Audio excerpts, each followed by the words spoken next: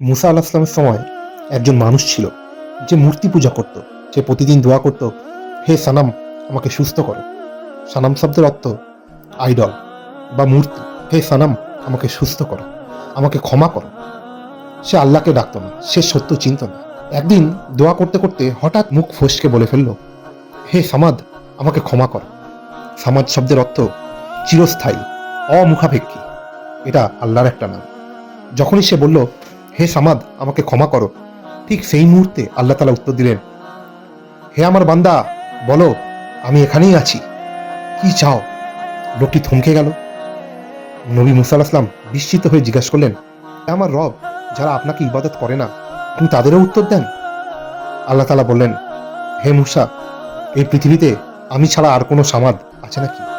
করে হলেও আমার নাম ডেকেছে, আর আমি আমার বান্দার ডাক ফিরিয়ে দিই না, কারণ এই পৃথিবীতে আমি ছাড়া অন্য কোনো সামাদ নেই আর হবেও না। আলহামদুলিল্লাহ।